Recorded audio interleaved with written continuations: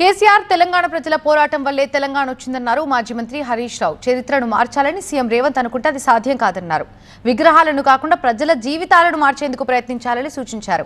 గతంలోనే తాము అధికారికంగా తెలంగాణ తల్లి విగ్రహాలు పెట్టామన్నారు హరీష్ రావు. 2001లో కేసీఆర్ గారు పార్టీ పెట్టకపోతే,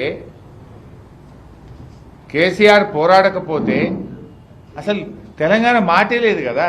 2001లో కేసీఆర్ పార్టీ పెట్టకముందు తెలంగాణ శాసనసభలో, ఆంధ్రప్రదేశ్ శాసనసభలో తెలంగాణ పదం నిషేధించిండ్రు.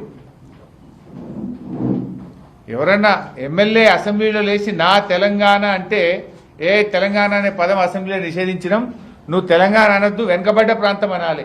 ఇది నాటి పరిస్థితి. ఉద్యమానికి అడుగడుగున వెన్నుపోటు పొడిచి ఇప్పుడు నువ్వు తెలంగాణ ఉద్యమం గురించి చెప్తే ఇంతకంటే దౌర్భాగ్యం ఇంకోటి ఏముండదు. ఏదో అధికారం ఉంది కదా అని చెప్పి మిడిసిపాటుతో నువ్వు చెప్పిందే చరిత్ర అవుతుంది అనుకుంటున్నావు. కానీ నువ్వు వక్రీకరించినంత మాత్రాన చరిత్ర మారిపోదు.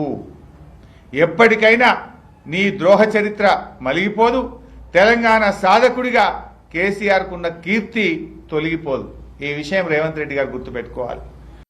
ప్రపంచంలో ఎవరు కూడా ఇట్లా తల్లులు, ఇప్పుడు కర్ణాటక మనకి ఇంతకుముందు మన రాష్ట్రంలో కూడా తెలుగు తల్లి ఉండే. తెలుగు తల్లి మరి కాంగ్రెస్ పోయి తెలుగుదేశం వచ్చింది, తెలుగుదేశం పోయి కాంగ్రెస్ వచ్చింది. ఎవరు తెలుగు తల్లిని మార్చలే కదా. కన్నడ తల్లిని ఎవరు మార్చలే కదా. తమిళ తల్లిని ఎవరు మార్చలే కదా. భారత మాతను ఎవరు మార్చలే కదా. ఇప్పుడు నెహ్రూ గారు పెట్టిందని భారత మాతను ఇందిరాగాంధీ పెట్టిందని గిట్ట బీజేపీలో వచ్చినాక మార్చిండ్రా? నువ్వు మార్చాల్సింది ప్రజల బతుకు తెరువు. మార్పు మార్పు అన్నావు, నువ్వు చెప్పే మార్పు ఇదేనా? మన సంగారెడ్డి కలెక్టరేట్లో తెలంగాణ తల్లి విగ్రహాన్ని అధికారికంగా పెట్టినాం ఆ రోజు, జూన్ 2, 2015 సంవత్సరం.